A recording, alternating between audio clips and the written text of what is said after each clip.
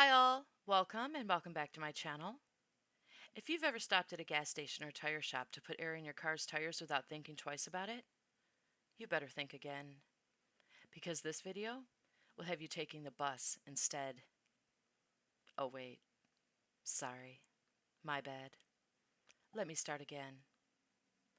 On May 17th of 2023, 60-year-old Cheryl Ryan Parsley dropped her husband off at the bus stop, then stopped at a Bell Tire in Roseville, Michigan to put air in her tire around 6 o'clock in the morning, something many of us do often. But we never think we'll be murdered doing it, and neither did she. So when the dark-colored Chevy HHR pulled into the lot where she was filling her tire, she probably didn't think a thing of it. And as loud as the air pumps are, she probably never even heard 31-year-old Shane Burns exit his vehicle and approach her from behind. When police arrived on scene, they found Cheryl deceased in the parking lot. She had been stabbed several times, and some news reports say her throat was slit. The prosecutor who viewed the surveillance footage at Bell Tire said, quote, "As a result of the videos, you can see this individual walking 4 steps away, then coming back to slash her throat." Not long after Cheryl was found, police received a second call about a man who had also been stabbed several times at a bus stop just a few miles away from the Bell Tire where Cheryl was found. But it was not Cheryl's husband. It was a different man. The second victim survived his attack and told police he was stabbed 8 times. He told police that while he was waiting at the bus stop, he saw the Chevy HHR go around the corner near the bus stop, but he didn't think anything of it until he felt the knife enter his side. He said he fought off his attacker, but was stabbed 7 more times before he escaped and ran back to his father's home where he was able to get help.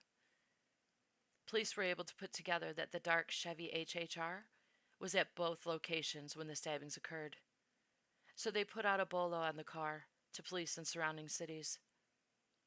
As police investigated and searched for Burns' car, they found that he already had an extensive, violent criminal background, leading all the way to California. Listen to some of the charges he already had against him, and yet he was free to randomly drive around and attack and kill innocent people. He got him placed in the back, and then he must have put his arm up, and all his cuts are here and here and here and here. 8 times? 8 times.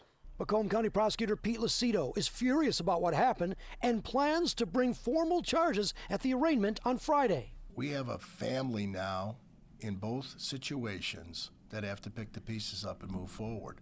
And it's just unexplainable. And how do you even think they can do this, knowing that they became a victim of the day without knowing why?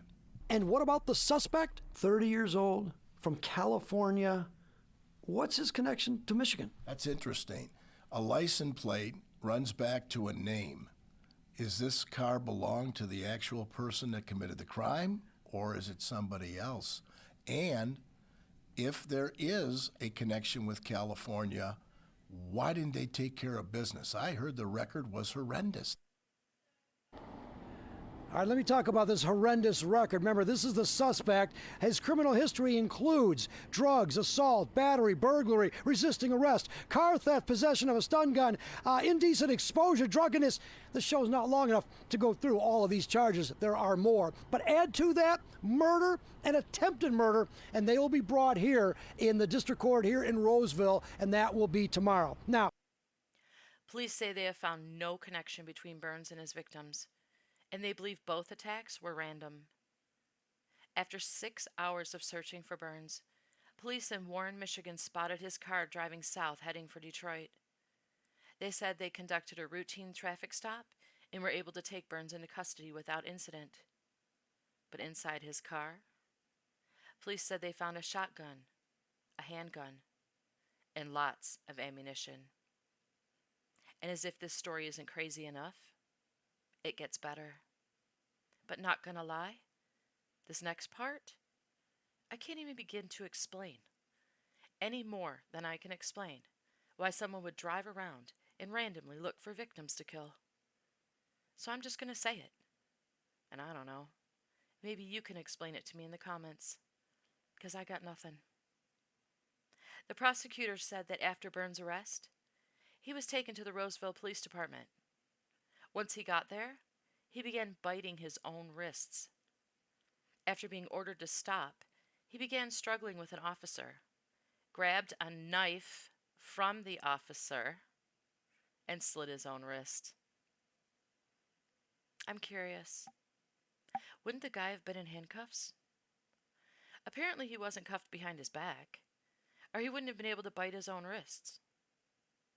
And how the hell was he able to grab a knife? He could have killed the officer. A knife. After he just stabbed 2 people and killed one of them. I got nothing.